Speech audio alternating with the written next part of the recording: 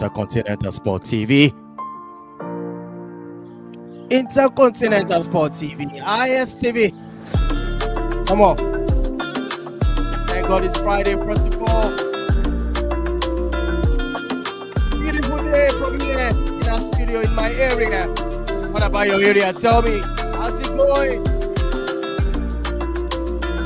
It's all about this round letter game called football or called soccer. It is what it is. The dawn in the building. Oh my goodness, with these vibes, I welcome everybody to the show. Let's do this, people. Please, if you are watching this for the first time, anywhere you are, this is how we do it. This is ISTV. Friday Tonic. Oh my goodness. I'm in the spirit. Come on. I tell you, I'm not here alone. Always with my people. The crew. ISTV crew is here with me. No dull moments. We're going to dissect. We're going to large. We're going to separate. We're going to banter. This is where you get everything from. Oh my goodness. One club is in the mud right now. They are gentle. You know the club I'm talking about. Okay, let me say two clubs. Very gentle. Yes, we're going to talk about this club. They are eliminated yesterday. They're in the mud. They're quiet. What's going on, people? Yes. This is the dawn. Smash the like on the video, people. Let's get straight into this once again. Another club in the mud right now. They eliminated from Champions League. Where are they now? Don't talk to me. Don't tell me nonsense. I'm waiting for you. Oh my goodness. Beautiful game. Beautiful. We are ready. Yes, we're going to talk about this as well. The review of the game played at the Champions League and also Europa. Let's talk about the draw. I think this is going to be the last time we're going to see Chelsea in the Champions League. Okoyawa is there again, Real Madrid. With that being said, let me welcome this my brother from another mother. I'm talking about Prof. You're welcome on the show. Are you scared? Yeah. Good evening, everybody. It's good to be on the show today. We had like very, very beautiful week of football. You know, Champions League football, Europa League football. We saw some teams bowing out, shamefully, but we would accept everything today. All right. You're welcome, Prof. One love, bro. You're welcome. Yes. All right, let's go this way. I'm going to use this music, these vibes, to welcome this great man, this great gentleman. I call him Robbie. Robbie, Manchester United cruising. Talk to me, Robbie. Where is United cruising to? United is not cruising to anywhere. Crazy. That's it. They happen. United is not cruising to anywhere. Well, the UEFA Europa League draw is out, and United are drawn alongside Sevilla. And last time I checked, I really don't think that draw is a favorable one for United because they've lost twice to Sevilla, and I think United just need to be very, very careful if they really want to see the end of this Europa competition. Yes, because I think the most important thing is, for me, the team that is more or less a threat to United is Juventus. And if United can be able to get the better of Sevilla, I think they will be able to get a chance in this particular tournament. So on that note, I say good evening, and of course, let's start cracking. All right, cracking. That's what Robbie is saying. Cracking. I am telling you, I'm in the spirit. Please smash the like on the video.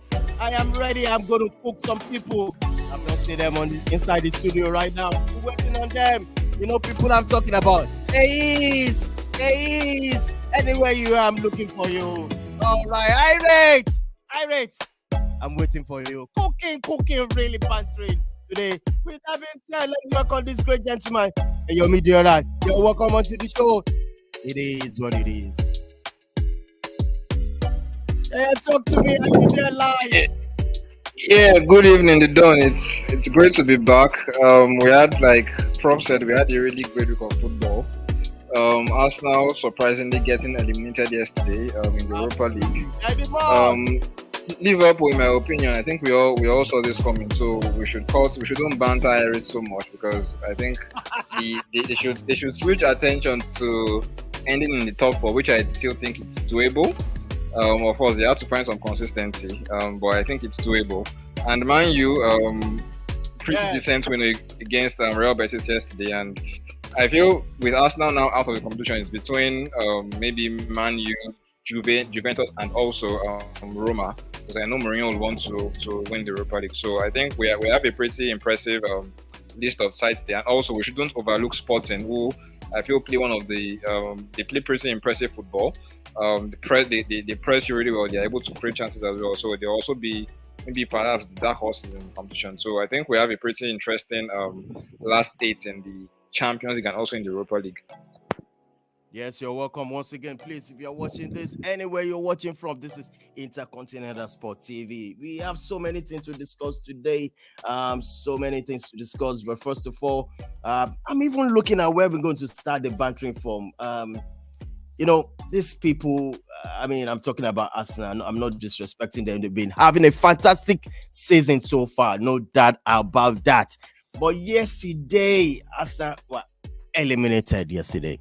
Shaye, where do you think Arsenal got this all wrong from? They losing through the penalty after 1-1 in the first half. To you, what do you think they got? Where did they? Where exactly did they lack the confidence? Is it the confidence they lack or what? Over to you, Shaye. Shaye, talk to me. Well, I think this might be a bit of maybe outcome bias, but when I saw the lineup, I felt maybe Mikel Arteta rested some players that I shouldn't have rested. So in a sense, you can say that he maybe got the starting lineup wrong. And then after they led at halftime 1-0, after halftime, I think the intensity dropped. They allowed Sporting come onto them. I felt they stopped doing the things that we've seen from Arsenal this season, being more on the front foot, not sitting back against any opponent, particularly at the Emirates. They played within themselves and they allowed Sporting back into the game, and then Sporting leveled through that really, really, really brilliant goal from just inside Arsenal's half. And then Arsenal could not recover for the rest of the 90 minutes in second half. But I feel after normal time, at full time, when the game went into extra time, Arsenal more or less found their feet again. I feel Odegaard's introduction really helped them, and they were able to seize control again. And maybe seeing how the extra time panned out, they actually fashioned several chances to have actually won that game before the shootout. So I just feel maybe in a sense the initial lineup was a bit underwhelming, and then when they were able to find their feet after 90 minutes, I think it was just a little too late. And credit to Sporting for not letting Arsenal just have their way. They were able to fight back. They were able to take advantage of Arsenal maybe playing within themselves after halftime. And yeah, I feel on the balance maybe they deserve something from the tie. But I feel for Arsenal, I don't see why we need to banter them, because now, like Odegaard said, they have 11 finals, which is in the Premier League. So if what they've done right now, more or less maybe letting go of the Europa League, if they win the Premier League at the end of the season, I think that makes it a really amazing and successful season. But if they don't, I think people are going to question Arsenal for maybe not staying things out, because they have the advantage right now, because Man City are playing in 3 competitions, whereas Arsenal are just in the Premier League. So they have no excuse, in my opinion, not to win the Premier League. So I think they should be able to do it, because they have the 5-point advantage. They don't have the distractions of other competitions to maybe put them off. So week in, week out, every weekend, all they have to do is just play Premier League matches. So knowing that, I feel Arsenal should be able to see things out. Arsenal should be able to sort things out. I have in the studio, he is joining us. He's an Arsenal fan, of course. Yes, he is going to use this medium to tell us overall, in general, where the team got it all wrong from. Is it the starting lineup? Because so many, excuses on the social media right now. They said from the starting lineup, He got it wrong, then substitution, also all sorts. But right now, the focus is now being shifted now to the EPL title. And can you hear me loud and clear anywhere you're watching from? I can hear you, man. Good All to be right, on the show, man. All right, he's joining us all the way from Nigeria, Lagos. He is an Arsenal fan and he's ready to tell us where exactly, because so many excuses, as I've said, coming up from the social media. They say Arteta was naive and so on and so forth. Now the focus is now on EPL, which is the main thing now for Arsenal.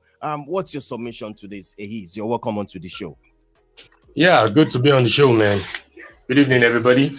Like I mentioned, like I said earlier today with my colleagues that we were discussing, like coming up with an analysis after the game. I'm going to borrow some of Shea's words.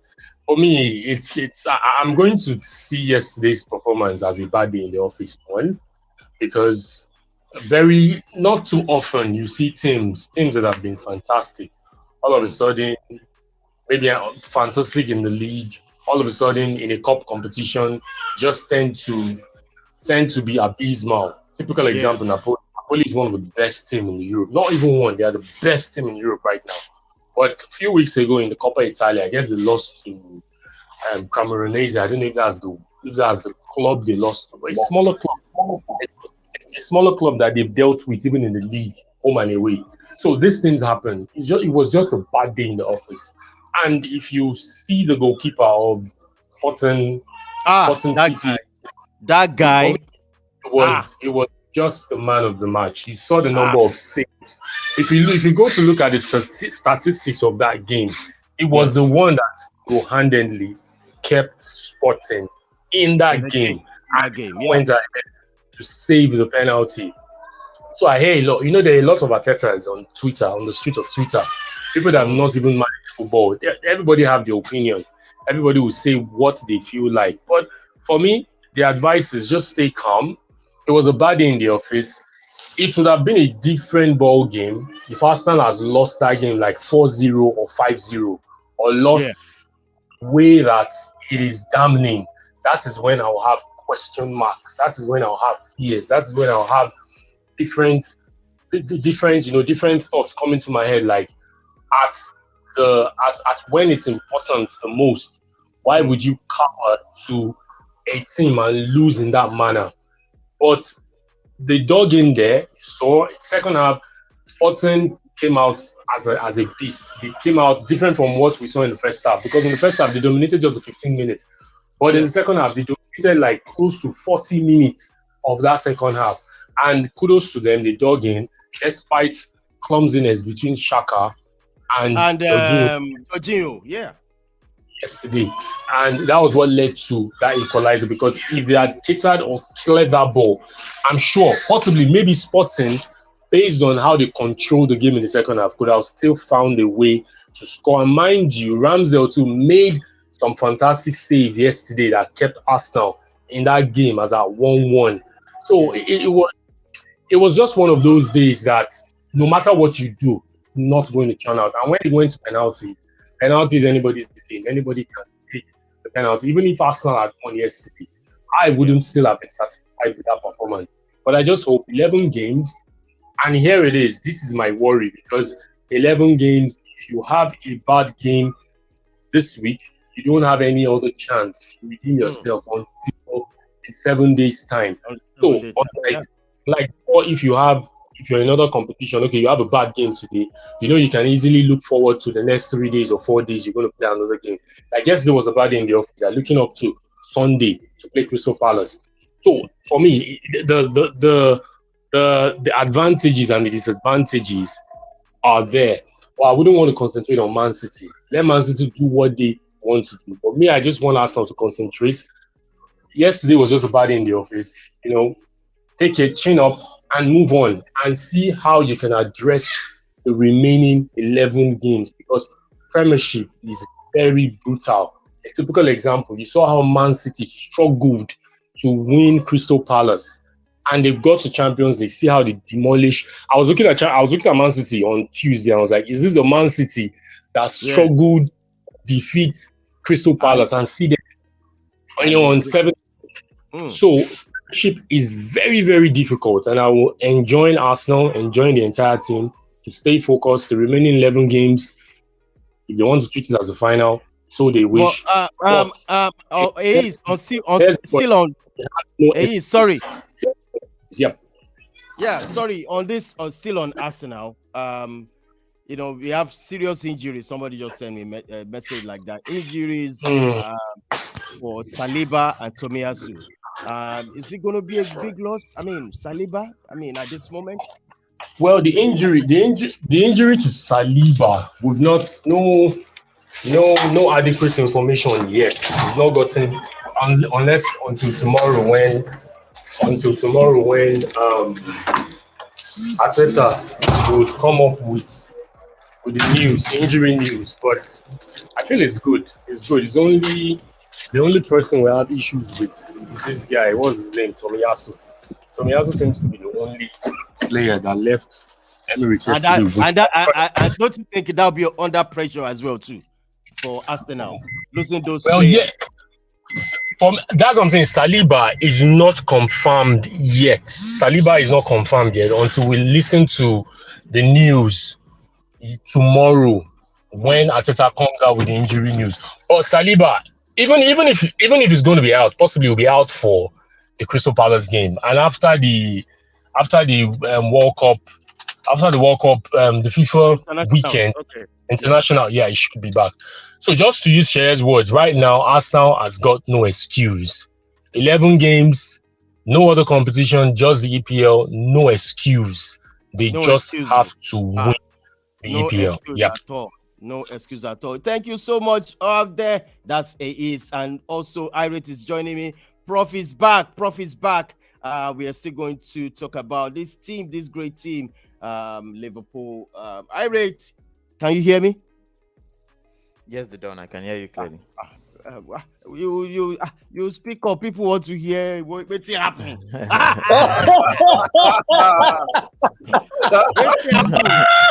The Don, you're a bad person. I agree. I'm a bad person. I agree. Tell us what's going on. I think that's the only hope for you guys to win something this season. And you didn't do anything in Bernabeu. The game was done and dusted in the first leg already. You always have this belief, Liverpool always have this aura of, we're going there to smash it, we're going to take it up. It has happened before, but this time around, nothing. Not with this current team. Even the Liverpool teams at their best have lost to Madrid. The better Liverpool teams, the team that won the Premier League, that won the Champions League, have lost to Madrid. Just look at how we've lost to Madrid in, I think, the last 5 to 7 years. We've lost terribly against Madrid. And this is more than a football issue for me. It has become a psychological issue because immediately Vinicius scored the first goal at Anfield. That was mistakes just started creeping in, and the players started panicking, and it just felt like they started playing in their heads. The 2 losses in the final, the 2 quarter-final losses, the group stage loss, and everything just started playing in their heads. Alisson made the next error, and it was just shambolic. So for me, I didn't have high expectations going into the second leg. And looking at the game against Bournemouth, we're talking about Bournemouth that were 20th at that time we played them. So whoever watched that game and was still thinking Liverpool would do anything in the Madrid game is dreaming. It's just thinking of not talking, football terms, in my opinion. So for me, I didn't have high hopes. Liverpool, we just need to look at ourselves, and even Klopp said it that over the 2 legs, Madrid deserve to qualify. So we have to get ready for next season and rebuild the team. This season has been shambolic so far, and all we have to play for now is the top 4. You think you can get to the top 4? I think, the next couple of games will be very important. Yeah, I think. Because are you playing this weekend? No, we are not playing this weekend. Oh wow, you can rest players there. So after the international break, in the week after, we have Man City, Arsenal, and Chelsea in the same week after the international break. So those 3 games are very important games. We've struggled at the Etihad. We've not won at Etihad since Pep Guardiola came in. So I'm not expecting miracles, honestly, in that game.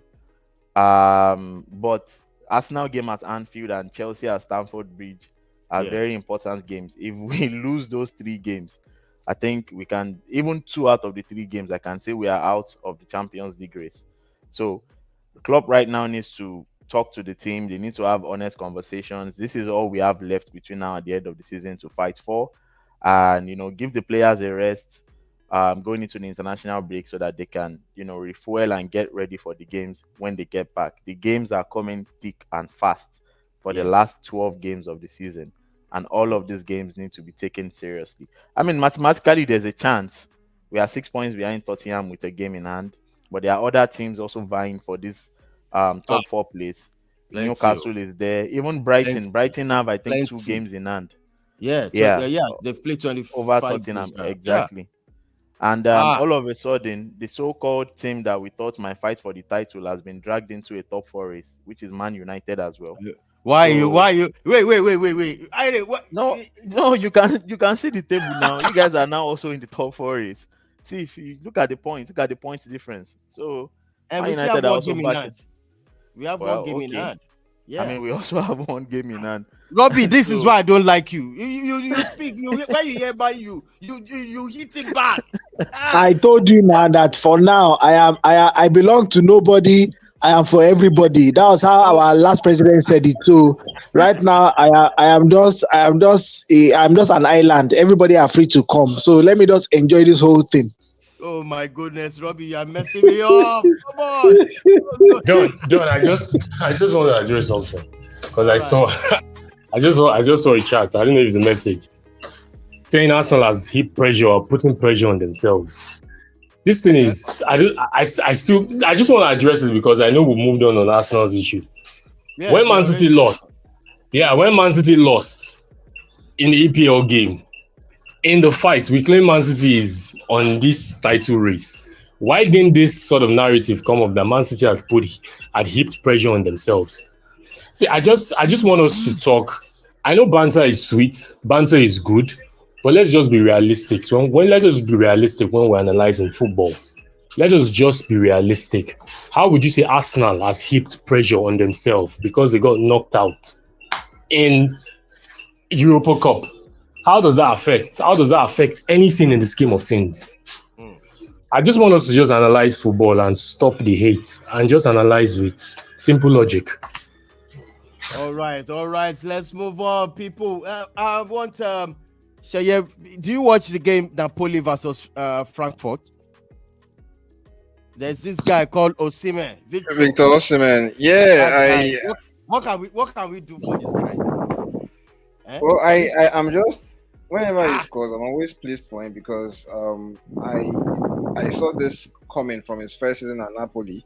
Of course, we all saw him at Lille where the season was curtailed, despite him scoring double figures for Lille before the pandemic ended the season early.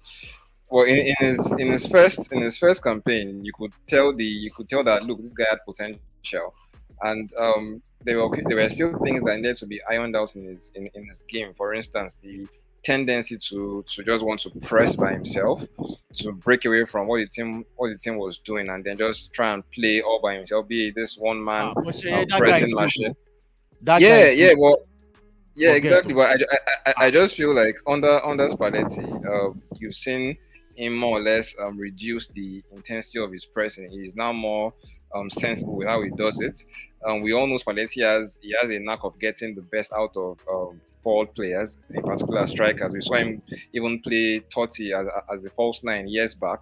We saw him get the best out of Edin Dzeko, Mauro Icardi as well. So he tends to get the best out of his central strikers. So say now Osimhen has really grown in the second season. Last season, watching or listening to the comments of Spalletti, you could tell that he was always on Osimhen's case, telling him that look, just try and play a bit more sensibly, try and watch your runs, try and play more with the team, and then you'll be a really, really great player. I think he once said last season that Osimhen's potential is stratospheric. And I feel this season we are even seeing more from Osimhen with his goal scoring, with the way he combines with his teammates, with the threats he poses in behind, with the way he runs the channels. So really, I'm really happy for him because I feel this is what we've always wanted from Osimhen, and I feel the best is even yet to come. And the sky is his limit really, because I feel he can play even better, can score maybe even 20, 30 goals in a season. So I just feel under Spalletti, we are seeing even more progress in his game, and this is just the start for him because I feel he can even do much more. All right, that being said, straight up, let's talk about the draw for the Champions League first. I'm sure this team is going to be like, what is going on? Let me look for it. Let's talk about the draw for the Champions League. I'm going to start off with the draws for Champions League. Yes, we have Benfica, Inter Milan. Also Milan versus Napoli. I don't know why I do it 2 times. Man City, Bayern, Real Madrid, Chelsea. That's the draw. Pardon me for this. Let's quickly talk about in this Champions League, UEFA Champions League, the draw is out.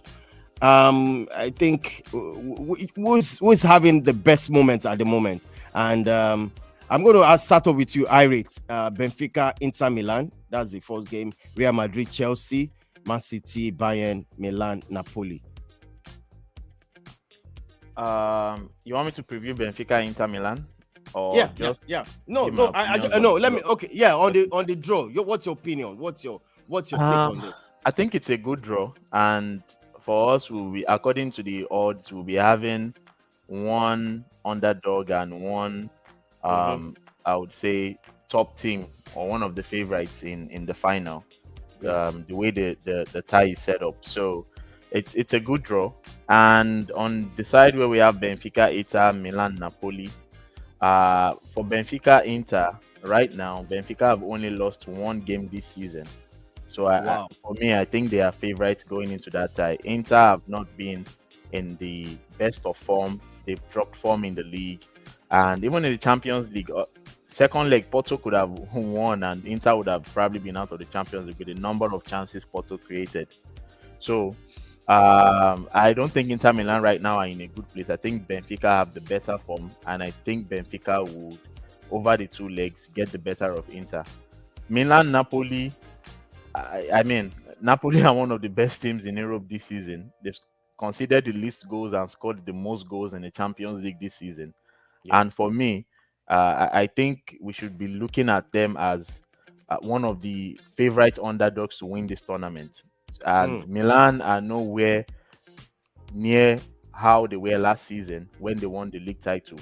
So I'm expecting Napoli over 2 legs to also get the better of Milan in that tie. Yes. Real Madrid Chelsea is a very big game, and this game, while a lot of people will see Real Madrid as the favorites, I think Chelsea could actually cause an upset. They've done it before, and they almost did it last season. Yeah. And if they can find some form with the back three that Potter is using right now, and the players know their roles, they have Reece James, Ben Chilwell around, who are very important to the way they play.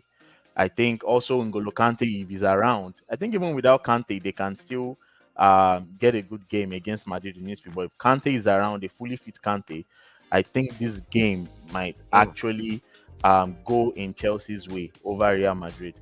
Man City Bayern, it's another tough game, very, very tough game. Bayern have been very good in the Champions League. In the league, they've lost some form earlier into the year, but now they are beginning to pick up a little bit. And we know Man City, when they're on top of their game, they're unstoppable, except when Pep decides to tinker once in a while. So, but if he doesn't overthink this game, he plays his strongest 11.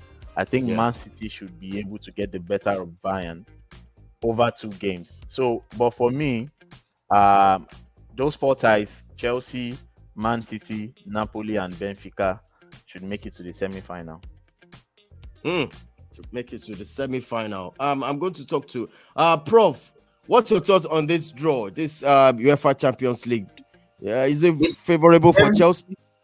It's a very no. I mean, Chelsea they don't get. We don't. I don't know why we never get very easy draws. Even on our way to the title, we have to play Atletico Madrid, Real Madrid, and teams like that to get to the final. I was hoping for an AC or Inter Milan, but it didn't come. Like Irate said, rightly said, Real Madrid. I mean, you have to scare them. You have to be scared of them. Sorry, but if there's any team that can actually do it, I think Chelsea can. They play a factory system. We know how it is.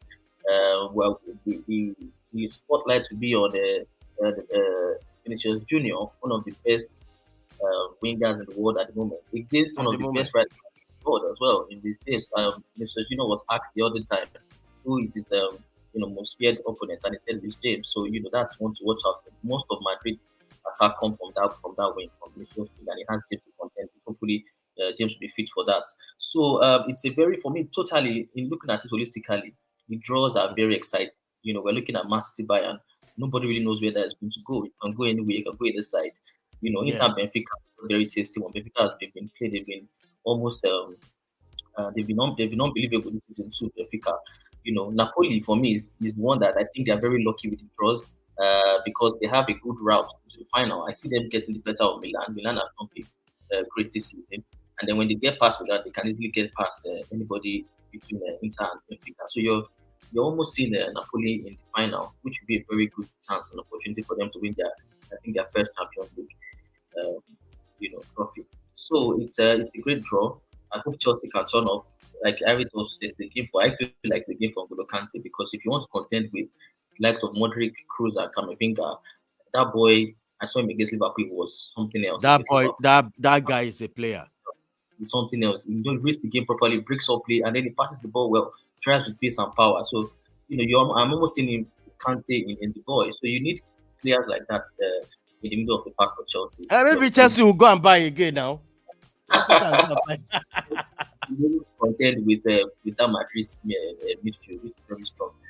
Rudiger, another player who plays for Madrid now, who has left us for Madrid, has been unbelievable in Madrid jersey. I'm sure he will be licking his lips towards that fixture as well. And a very nice start is Carlo Ancelotti, the manager of Real Madrid, has coached, I think, six of the last 8 in the Champions League. So he has something to say about almost everything in the final, in the remaining in the draw. So that's also very interesting. So we'll find out how it will next month, second week next month. Hopefully Chelsea can conquer Madrid and go ahead and spring another surprise. All right, so what do you say? What's your own take on this Champions League? Is it you think Chelsea can walk through into the semi-final? They can actually beat Real Madrid, in your own opinion?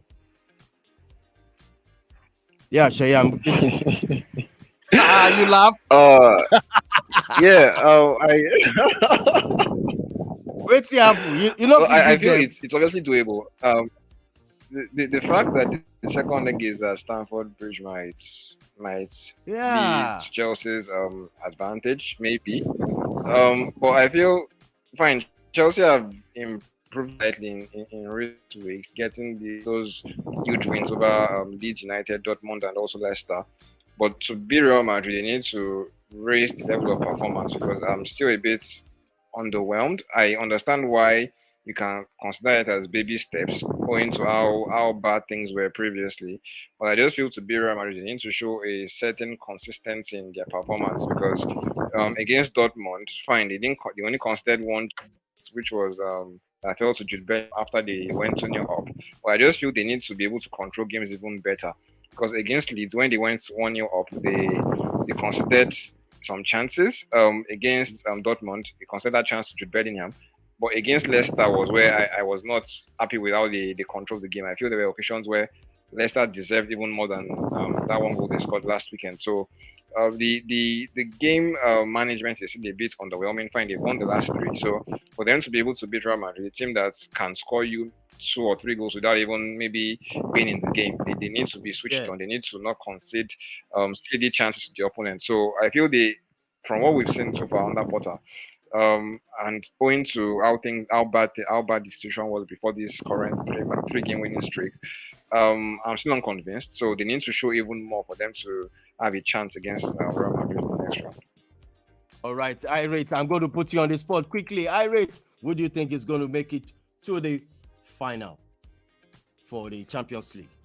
Which team do you final think of the Champions League? Yeah, what do you think is going to go through? For me, I see Napoli in the final, and I see Man City in the final.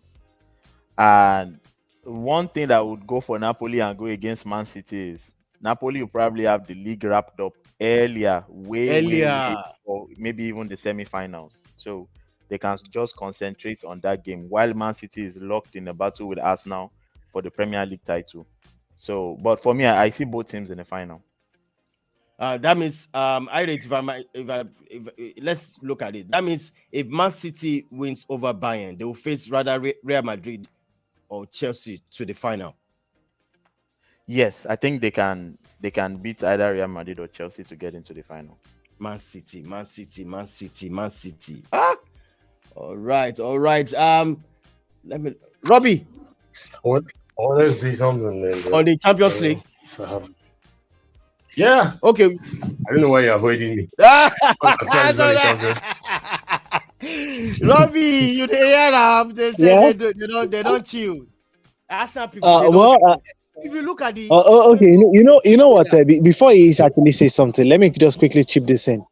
For the potential finalists of the Champions League, I think I see Real Madrid against Napoli in the Champions League finals. Why? Because Real Madrid at this point in time are also more or less will not be challenging for the La Liga title, because that one is more or less in the hands of Barcelona, and Barcelona as well, who have been knocked out of the Europa League. They have nothing else to chase other than the league. So I think with that one, Real Madrid will cut their losses as it is and concentrate on the UEFA Champions League, because even the that man talking about Ancelotti is on the hot spot as it is. Some members of the board are not happy at the way he lost a couple of games. More or less, most importantly, one of the El Clasico games that they played in the Copa del Rey, the board were not happy about how the game was lost. So I think Carlo Ancelotti has everything to fight for in the Champions League. So for me, I see Real Madrid and Napoli, just like what Iris said. Napoli would have wrapped up the league, give or take, maybe about 3 or 4 weeks from now. The league should be in the grasp of Napoli. So they also will be concentrating the Champions League. For me, Real Madrid against Napoli, potential finalists at the end of the season. Well, it's over to you right now. You want to say something about the? Just on the draws that was made today. Interesting fact that I saw there. You could see. I don't know if it has happened recently. Real Madrid meeting another English opposition, then Man City meeting another German opposition. Because I thought RB Leipzig was who they defeated in the last round. RB Leipzig is German league or? Because it's a bit confusing. They have a team that is based around the Austria, but I know it's German league. They play in German league too.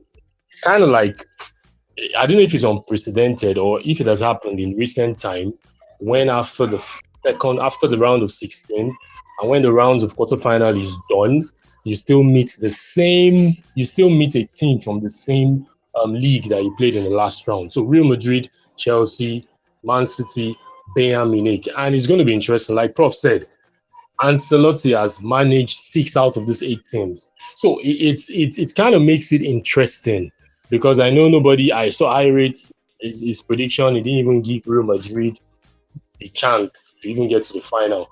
But we should understand something. Because Real Madrid beat them now. To understand it. And also, a lot of people are gaslighting Napoli in this period of the Champions League.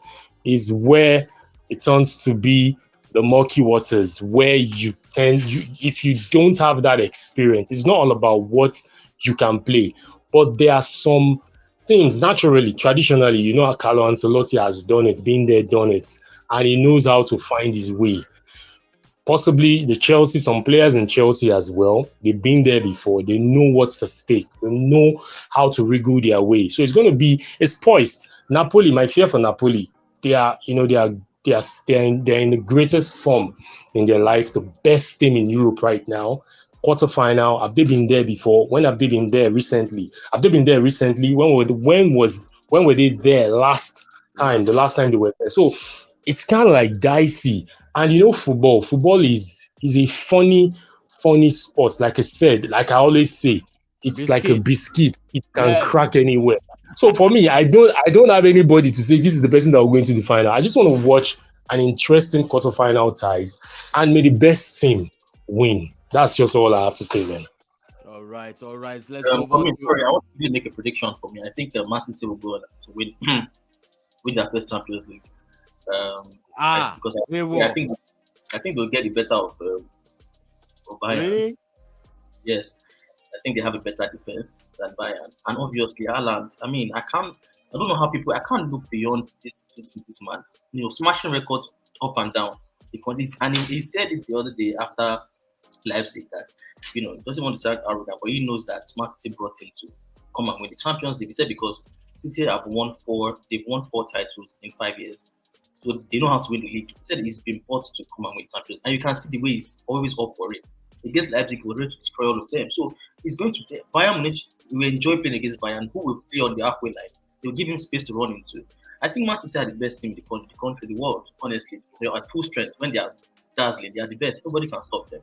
And it just feels like this is it for them now. This season, they know they have to win, and I think they will just do it. All right, they will do it this season, guys. Let's move on to Europa. We already spoken about these people. That's Arsenal. They lost last night. After we don't need to go back there anymore because we know. Move on. Hi, mate. What's going on, bro? Yeah, Manchester United is being served to play Sevilla, and also Juventus will be welcoming SCP. I can't even remember yet. So okay, hold on. I think I have it. Let me pull up the draw. Really, the draw. Yeah, Juventus will be welcoming Sporting Lisbon, Manchester United, Sevilla, Roma facing Feyenoord, and also Leverkusen will be facing Union Saint. That's the Europa. Arsenal is not there, right? Yeah. Arsenal is not there anymore. They'll focus on the league. Thank you, Lord. I think Arsenal. No, let me tell you. It is yesterday. Arsenal. If you look at it, at some point they have the chance to finish the game. There was this game. There was this Trossard 1-on-1. It is. You remember? Yeah, I said that keeper, Adam, what was his name? The Spanish Adam. I think the goalkeeper was more or less to be praised for that save. Yeah, it was. Yes, the goalkeeper was up for it. Trossard did his best, but the goalkeeper was just up for it. The goalkeeper was just there yesterday to say, "Hey, you Arsenal team, come through me," and it was a wonderful performance. That goal, I don't know why people keep, neglecting that goal. Giorgio Mendes, what's the guy's name? That goal it's in contention for the Puskás Awards season. That goal was. See, Ramsdale, a lot of people are giving Ramsdale the stick. As a goalkeeper, when you're outside your 6-yard box, Ramsdale got his 6 yards box covered. But the technique at which that guy used, that ball dropped at the tip underneath the crossbar. So it made it difficult for Ramsdale to save that, and that is superb. A lot of bitter Arsenal fans were saying it was a fluke. If you give the guy to do it again, football is you take your chance, and he took his chance. And I'm really happy for him, man. Man, that was a very fantastic goal. Irate, you are not in Champions League at the moment. You are not also in top 4. You are not also in FA Cup. You are not also in Europa League, but you are good. So where are we? What is all this now? Where are we now? What is all this now? Prof, tell them where they are, please. Is Liverpool not in FA Cup? Is Liverpool not in FA Cup? No, we are out of FA Cup. Okay.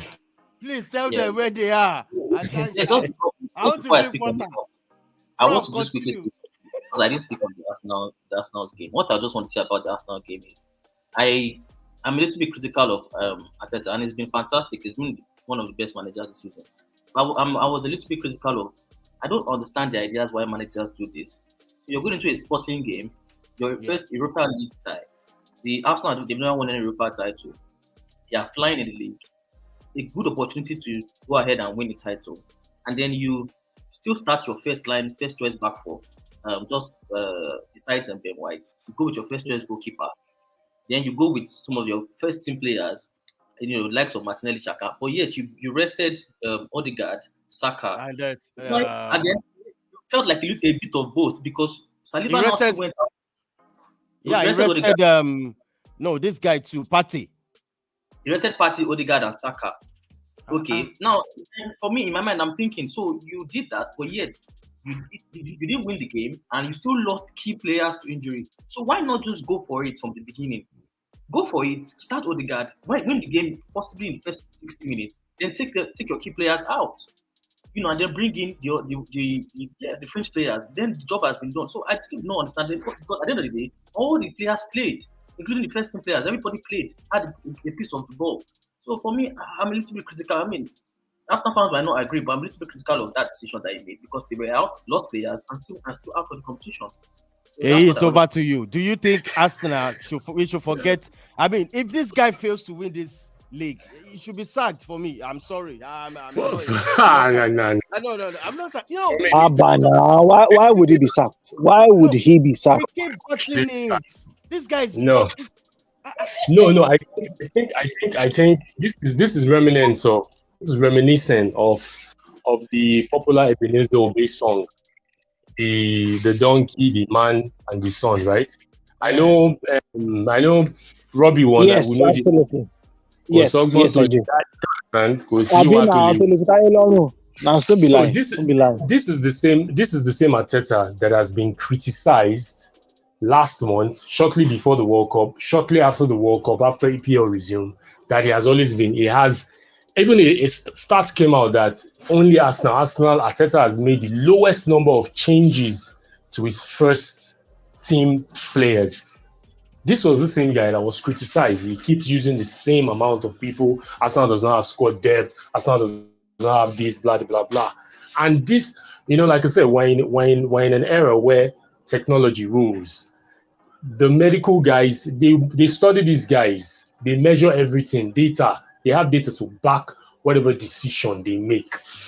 Mind you, Odegaard missed the first leg because he was sick, him and Tierney. And Arteta said it in his press conference before the Fulham game that Odegaard was recuperating and went back worse. Odegaard struggled to play against Fulham. People might not know that. And I think it's common sense for the manager to give a rest to this guy because this guy has been playing week in, week out. And he fell sick. We needed our Fulham game. Him as a captain stood up and said, okay, I will play the game. And he played 90 minutes in that game, that Fulham game. He played 90 minutes. And I feel with that performance, it's left for the manager to say, you can be rested. And also Saliba's injury is here and there. Like I said earlier, we've not heard the injury update. I know for Tomiyasu, he's out because he left the Emirates on crutches. So for me, if he had done the same thing, if he had won that game yesterday, if all those chances, I know it's if, but maybe, I'm saying now, but if all those chances that Adan saved went in, we wouldn't be saying this. So football, like I say, it's a game of chance. He did it. I back him for every decision he made yesterday. And if you saw he did something yesterday because of these rules of substitution. After the first 45 minutes, based on the two injuries that came in the first half to Saliba and Tomiyasu, they had to rest. They had to substitute Gabriel Jesus. That was why Odegaard was able to come in as a sixth substitute yesterday.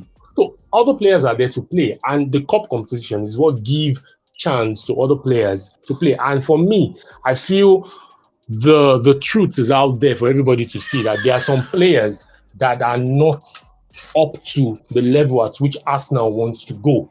So definitely in the summer there will be some clear out and there will be some addition. Because yesterday, player like Nelson, I really didn't see what he did in that game yesterday. I really At didn't see for the all. 60 minutes he played. I At really didn't see all. what a player like Tomiyasu, he keeps getting injured. A player like what's his name? Holding. Yesterday, What about Jorginho. Vieira? Is it Vieira or something? Vieira is here or there. Vieira is near here or there because this is his first season. So you can't heap a lot of blame on him. This is the first season in England. And if you see his stats, he has done well. He has done well despite not being in the starting position. So I feel Arsenal fans that are critical of Arteta, they are entitled to do that. And also non-Arsenal fans that are critical of Arteta, they're entitled to do that. All right, guys. Let's move on to this Europa League. Quick one is, as I've said, is going to be a massive one. Who do you think is going to go through? What's your thoughts on this? Irate, I'm going to start up with you. Yeah, interesting draw. First of all, I want to mention that it's very important for all of us to know that a team called Juventus, who had 15 points deducted from their points in the league, now know that Europa League is probably their only chance of getting into the Champions League next season. So they are taking this very serious. And also, Man United are playing Sevilla, who are serial winners in Europa League. So that is going to be a tough game.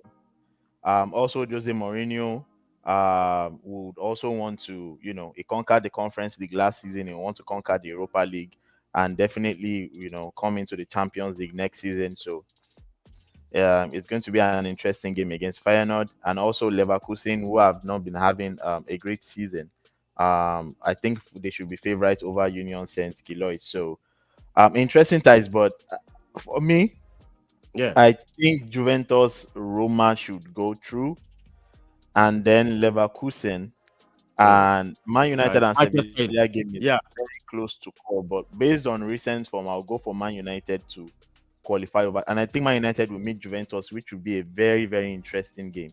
So the semi-finals I think Roma is having a better route to the final than Man United or Juventus. So maybe Roma will be in the final, then Juventus Man United, that's going to be a big game. Too close to call. Like I said, Juventus have all to play for to be in the Champions League next season. So interesting games. We look forward to them. All right, Robbie, what's your thoughts on this one? This is Europa League. What's your thoughts, Robbie? I think for Manchester United, like I said, checking the stats between United and Sevilla in the past, it has been a very tricky one for United. And of course, having gotten the better of the Spanish opposition leading up to the quarterfinals tells you the amount of work that still needs to be done touching the team. Yesterday, they lost on Thursday, yes. They lost a lot of chances against Real Betis. There was one that Jordan Sancho was clear on goal, and all he needed to do was just pass the ball to Elanga, which, for reasons best known to him, decided to go alone. And of course, you just begin to scratch your head like, are these players in the right frame of mind? Just like Irate said, I think if United can get the better of Sevilla, they will face Juventus. That, like I said, that are a different kettle of fish. Yes, Europa League is not their forte, but this team is more or less like a team that it seems that 15 points deduction in the Serie A actually gave that team a new sense of purpose. And you can see from their form in the Italian Serie A, they have been winning games. In fact, they've been winning games and playing like a team possessed. So I think United will have a better team on their hands if they get past Sevilla to Juventus. And I don't want to sound somehow. If United can actually get past Juventus, I think they have a clear shot at winning the Europa League again if they can get past Juventus. Because looking at the other side of the ladder, it seems that the team on those other side of it are more or less the weaker teams in the draw. So if United can get past Sevilla, Juventus, I think United, they are more or less clear to get the title at the end of the season. Yeah, thank you so much on that. Do you have any Prof? What do you think? What's your thought on this draw for Europa, Prof? The boys have said it all. It's going to be tasty. Juventus Sporting. I actually don't see. I don't think it's I don't think it's a guarantee that Juve will go through against Sporting. Sporting has been. We also went to Arsenal. Sporting has been very, very good this season. They built a a 3-4-3 formation. So I think they're going to counter Juve. It will not be easy for Juve, in that game. I don't know who will qualify. I think Man United will get the better of Sevilla. The Feyenoord as well is they're a very fantastic side. They've been playing teams away. I think they destroyed Southampton. God knows how many, I think 7 or 8. So they are very, very good too. So it's not sure that Roma would get we get put them aside. But I eventually I think Man United should be favourites for the title, for that Europa League title. Well, fantastic. That's fair enough. I think Manchester United. The only problem they're having now is that Sevilla. Robbie, you can remember how Sevilla have dealt with us in this. I think we lost to them in the final. Yes. So it's always yes. So like I said, that's why I said that if United can get past Sevilla, well, they'll still have to go and deal with Juventus up front. If they can get past Juventus, I tell you, I think the team will be in a better shape and better frame of mind to play in the finals of the Europa League, and more or less, who knows, ultimately win it at the end of the day. All right, let's move on to our league, the same league, that's English Premier League at the moment, guys. It's going to be massive tonight. Nottingham Forest will be playing Newcastle in a couple of minutes. Tomorrow, it's going to be Aston Villa welcoming Bournemouth, Brentford, Leicester City, and also Spurs will be traveling all the way to Southampton. Let's see what Conte's got to do in that one. And also look at Wolves also welcoming Leeds United. Guys, it's going to be massive as well too.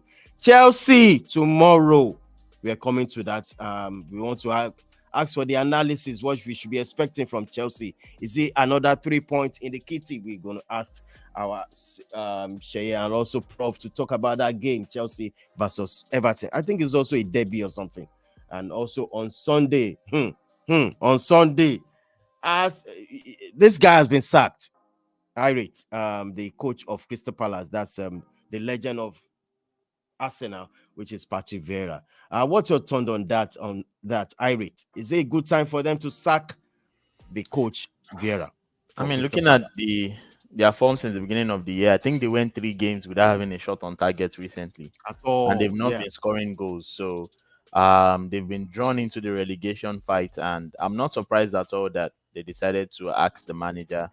And, seeing teams around them, the relegation battle is really, really tough. Like, I've been watching the Premier League for several years, and for me, I have to say this is the toughest relegation fight I've seen since I've been watching this league. So, the other teams are trying to pick up points. Leicester trying to pick up points. Bournemouth picked up points last weekend. Southampton got a point, and Man United. So every point in this second half of the table, from Crystal Palace to Southampton, 12th to 20th, are valuable. These guys, for me, I think teams from the first half of the table should try to avoid these guys at this time, because these guys are struggling to maintain their status in the Premier League. All of them, all these 9 teams.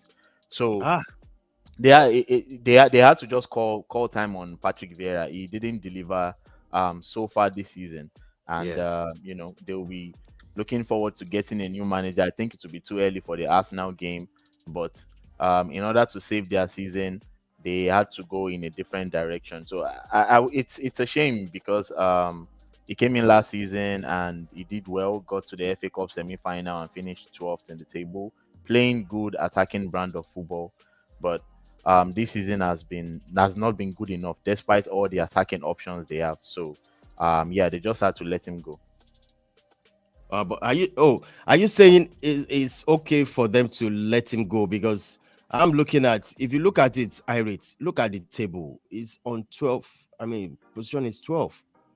And I would say right now they are like 3 points from look at the relegation from 18. Yeah, so I think they still have a chance to save their season. And honestly, it's hard to trust Vieira, because, like I said, since the turn of the year, they've been very bad. Imagine not having a shot on target in 3 straight games. That is not good enough for a team that should be playing in the Premier League. So this wasn't even a surprise to me when it came, when I heard the news that he has been sacked. As the owner of the team, you want to maintain, a lot of money is involved. You want to maintain your Premier League status, and you have to do the best for the team. So, and trust me, between those teams, I don't think that's the last sacking. Another manager will probably be sacked between now and the end of the season. Everyone is trying to save their season, so I think they made the right. I'm looking at this guy to be David Moyes. Look at him now. No, yeah, a lot of fans are calling for Moyes to be sacked.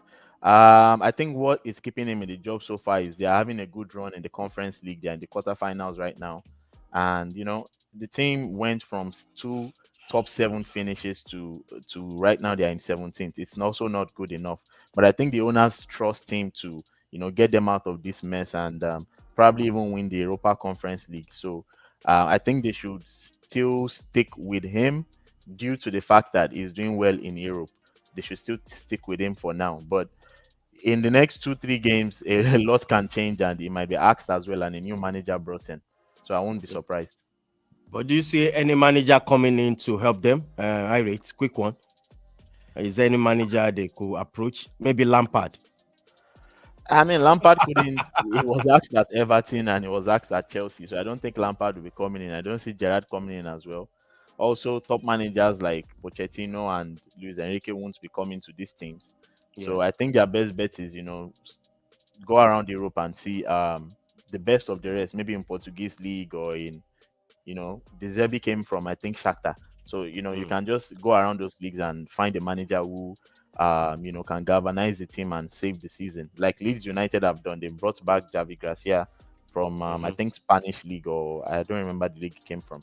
So, it's just it's a lot of mixing and matching. Honestly, I think Southampton has sacked 2 managers already this season. So I still see more managers getting sacked before the end of the season. But whatever case, it's going to be an interesting battle. I think the final, maybe 2 slots or probably all 3 slots will be decided on the last day of the season. So it's an interesting one to look out for. I think Liverpool is not playing this weekend as well too, and people have been calling on Jurgen Klopp. They've been asking questions. Do you see he should be sacked, Jurgen Klopp, or he should leave honorably? Irate? No. There's no way Klopp will be sacked at Liverpool. Yeah, like you said, he can leave honorably, but I don't see him leaving anyways.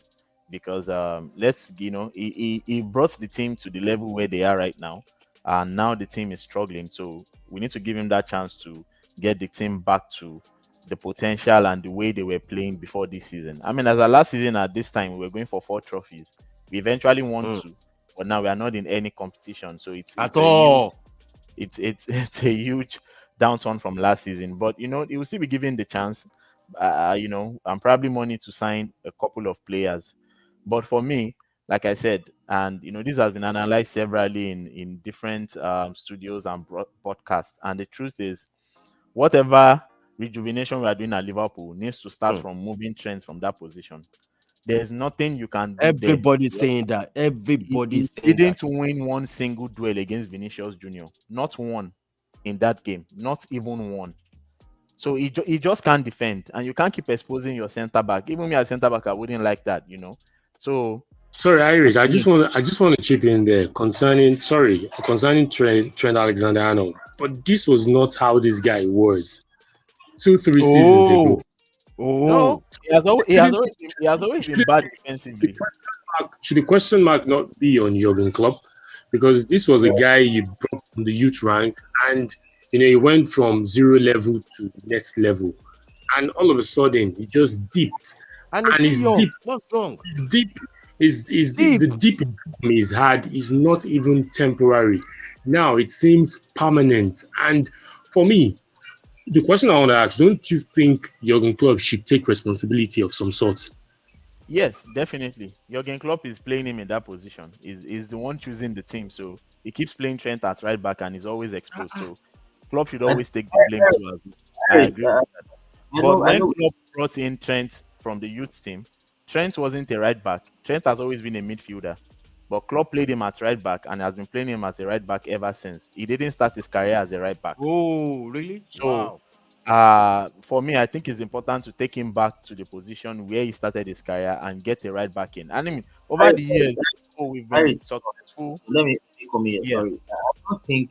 I know we spoke about this. Look, you guys won the Champions League and your first Premier League in 30 years with Trent Alexander-Arnold playing as a right back. There's a reason why that happened.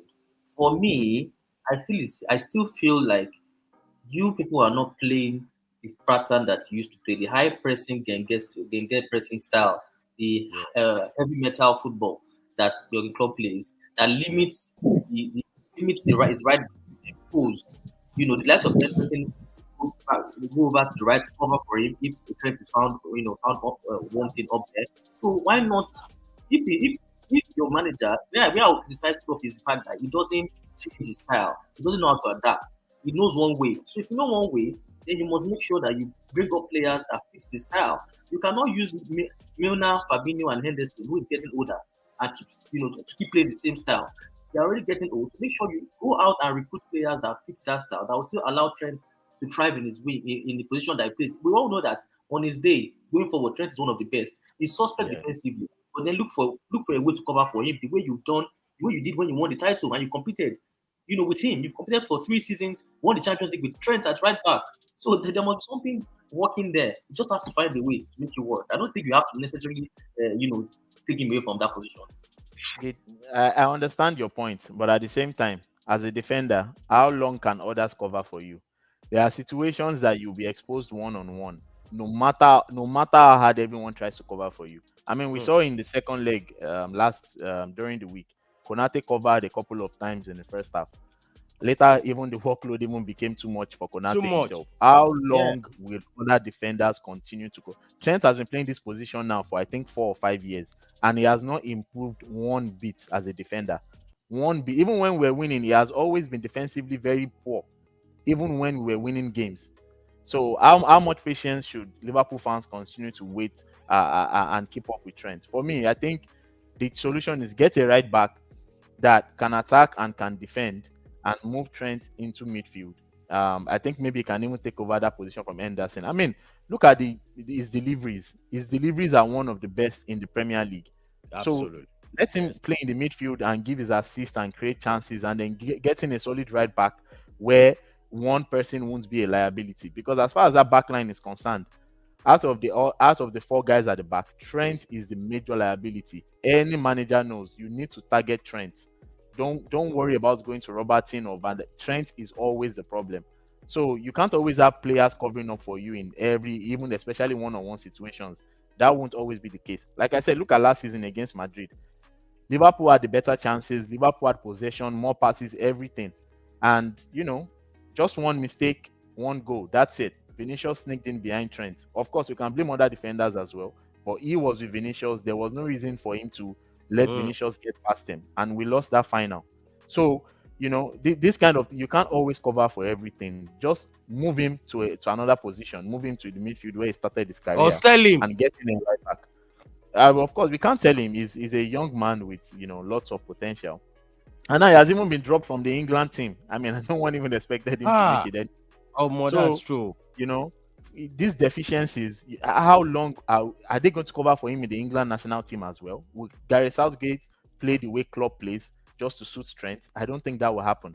So while he's fantastic going forward, if he can't improve defensively, move him into the midfield and get a right back. All right, let's move on to this next game. I'm going to start with you, Sheyomi Diora, on this one. Chelsea versus Everton. What's your thought? What's your take on this game? Chelsea will be welcoming Everton. Everton are hungry right now. Are you scared? Not a chance. But of course, I haven't had a week to prepare for this one. I hope I'm still even in Chelsea number 10. would. Can you imagine? Yeah, but don't worry, we'll soon leave number 10. Don't worry, just calm down. Don't worry. We'll soon rise to 9th, hopefully by this weekend. I feel I haven't had a week to prep for this one. I want to see an even stronger performance from Chelsea, where they are able to control the game and they are able to prevent counter attacks from Everton. Because an issue that I've noticed in the last games is the fact that I still feel they are a bit susceptible to teams who are trying to play on the break. I don't think they have enough there to stop the counters for a sustained period. We saw it briefly against Leeds for the opening 30 minutes 2 weeks ago, But I just feel after a while they stop doing the right things in how they press, and we know how Everton are going to approach tomorrow's game. They want to sit deep and then eat on the break, and also there will be a threat from set pieces. So in that sense, I want to believe Graham Potter will reinstate Badiashile into the lineup in place of Cucurella, who admittedly has had a decent run against Dortmund and against Leicester last weekend. But I feel given Everton's maybe inclination to play crosses into the box, to maybe walk around set pieces, Chelsea might need some ice in their defense. So I believe Badiashile will be reinstated. But all in all, Chelsea are favourites, and I want to see how the likes of Kai Havertz actually fare in this one, because we've seen Havertz actually playing this inside right role as one of the number 10s in recent games. I believe Potter will continue with that. It seems Sterling is out through injury, so when I see Modric continue as the maybe central striker who is tasked with running in behind. But now that there won't be space in behind against Everton, let's see how Modric actually fares. So I feel that there are several questions about this game tomorrow. But Chelsea have the quality. They need to also watch out for Everton's midfield three of Idrissa Gueye, and Andre Onana. Yeah. Onana and sorry, Amadou Onana. I'm not sure I got the first name right, but Onana, Idrissa Gueye, and Abdoulaye Doucouré. So those three. No, he plays he plays on the flanks, but the midfield three of Onana, Gueye, and Doucouré will actually be a handful for Chelsea. And will Graham Potter maybe not start João Felix in place of, maybe will he play Gallagher to show that midfield solidity, because we saw him take off João Felix last weekend, and he utilized Gallagher for his work rate and his tenacity in midfield. So that might also be a question that is faced with for tomorrow. So all in all, this should be a pretty interesting tactical battle, but hopefully Chelsea are able to get the result, because they needed to at least start climbing the table, because they've been in 10th for such a long time. So maybe hopefully you can end this weekend in 9th spot, or even 8th if possible. Yes, let's move on to this one. Arsenal versus Crystal Palace. AEs is still going to help us out on this one. I'm going into this game after being disappointing game on yesterday. On Sunday, Arsenal will be welcoming Crystal Palace. And AEs, what's your thought on this one? So this morning when I heard Manager Bounce, remember. So when I heard the news the sack of our former Arsenal legend Patrick Vieira, imagine he was sacked on St. Patrick's Day in England. Such coincidence, you. But I'm sure, like I mentioned earlier, the lost Sporting knocking Arsenal out of the Europa League should give Arsenal that impetus to go into this next game.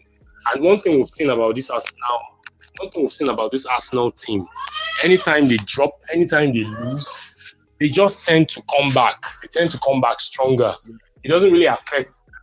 Typical example, let me just use recency bias, which is against Manchester United. Lots of I know you are going there. I know. Sorry, Manchester City, not United, Manchester City. After that defeat against Manchester City, a lot of naysayers, cynics, predicted this is the doom. This is the doom. This is the time Arsenal will fall. February, yeah. And we've seen they went on 5 straight games without losing, winning everything. Also, when they dropped points against Everton, against Southampton, against Newcastle, Manchester United, the mentality is different this time around. And like I said, yesterday was just a bad day in the office, regardless of however anybody wants to paint it. If they had lost 3-0, 4-0, I could say that is scary, but they gave it a fight, went down to penalty, and they went Sporting's way. Tomorrow, on Sunday against Crystal Palace, London derby, we know what we would expect Crystal Palace to play. Low blocks, try to hit us on the counter in Olise and Zaha. And I think if Saliba will miss that match, I will be scared, because Holding is not the type that have the demonio, that have the characteristics of Saliba. Holding have not really played much this season. So he might be the weak link. That is if Saliba. I'm waiting tomorrow to hear the injury update on the Arsenal player. So if Saliba don't play, Odin might be the weak link. And I hope Arsenal take their chances. I know definitely they will find inroads into Crystal Palace despite sitting on low blocks. I know they will find their way. Gabriel Jesus will be there. Trossard will be there. Saka will be there. So definitely 3 points. 3 points in this game will give us an edge over Man City. I know Man City is not playing this weekend. I only talk about Man City because they are the ones that are toe-to-toe with us in this title race. Games, and Man U is 16 points behind. So it's going to be a high mountain to climb for Manchester United to even come back into the title race subject. Absolutely. Yeah, so 8 points above Man City. If we win with 10 games to go, and we know 10 games, the mathematics sets in. And the only thing that can make Man City topple Arsenal over, if Arsenal can go 8 points, and possibly after international break, Arsenal could go 11 points ahead if we win league. And if Liverpool do the job, hopefully Irates will talk to his men. So it will be very difficult, very, very difficult. That means Arsenal will have to lose 4 straight games. Don't rely on us at Etihad, though. Don't rely on us at all. But anything can happen in football, man. Anything and everything. Leicester City depended on Chelsea to win the league in 2016. It was that victory over Tottenham that won Leicester City the league. So who knows? Anything can happen. 11 points, hopefully, with 9 games to go. That means it will take Arsenal to lose 4 games for Man City to topple over Arsenal, which will be very, very difficult at this point with the form Arsenal had been from the beginning of the season. So I hope we pick the 3 points, and I tip us picking the 3 points on Sunday. Yes, 3 points. Let's move on to the FA Cup on tomorrow. Man City will be linking up with Burnley at home. It's going to be, I'm sure they're going to beat them. No doubt about it. And also Sheffield United, Blackburn Rovers on Sunday. Brighton also welcome. Don't take your eye over this Burnley team. Forget. Nothing they happen. Fulham versus Manchester United on Sunday as well. Quick one, Robbie. On this one, Manchester United will be welcoming Fulham. No Casemiro, no Partey. Yeah. So, how are you feeling? I think it's going to be a tricky. It's going to be a tricky time for United because Fulham are just one very stubborn team, and this is the team. Yes, and this is a team that is out to also prove a point because being in the quarterfinals of the FA Cup is no joke, and we all know that the theme of the FA Cup is a competition where giant killing is a possibility. So I think United really need to tread carefully, especially due to the fact that Casemiro will not be playing in this tournament. The Europa Cup is more or less the only tournament that is viable for Casemiro to play in right now. And with the kind of shitty midfielders that United have, the McFred, and so on and so forth, I think it's going to be a very tough day in the office for United. Sabitzer, can he hold his own when he's actually thrown into the deep end of the pool? Tomorrow is the day, or Sunday in this case, is the day that a lot of United fans as well as football fans will be able to know that. So I think for someone like Sabitzer, it's going to be the D-Day for him, the day that he has to pass his exams in flying colors. Yes, I tell you the truth. Sunday is the day he has to pass his exams in flying colors. So for United against Fulham, yes, my head says United can win that tie. My heart tells me that Fulham might probably just come and topple this table, and of course, everything we all want to eat will just be on the floor. So, but as it is. Let's just go with what the paper is saying. The paper says United are favourites, so hopefully United will be able to get that win. Yes, hopefully Manchester United is going to get that one. Guys, this is how far we can go tonight. Thank you, everybody. Please, anywhere you're watching from, please subscribe, smash the like on the video. This is another way to help the community of ISTV. Guys, first of all, I'm going to thank you, Shayomi Diora. Thanks for showing up. One love, bro. Thank you, Shaye. Yeah, thanks to Don. Have a incredible weekend. All right, we hope Chelsea's gonna win. Thank you, Cheye. Hopefully. All right, Irates. Liverpool, we don't know. Maybe next season. Yeah, we won't walk alone. We won't walk alone. We'll take Chelsea with us. All right, Ray. Thanks for showing up. One love, bro. All right, thanks, Don. All right, Prof. Tomorrow. Hey. No, thank you so much. All right, thanks, Prof. Thank you so much. All right, Ace. I hope Arsenal get our heart together once again. Let's make it 3 points tomorrow. Oh, it's on Sunday. Watch as of Yes. All right, Ace. Thank you so much for showing up. One love, bro. Robbie. Massive. Robbie, thank you so much on this one. Thank you so much, John. Thank you so much. All right. Guys, this is Intercontinental Sport TV. Oh my goodness. I love you again. I love you people. Despite you like on the video. This is how far the gun can go tonight. Love you guys. Hopefully you guys.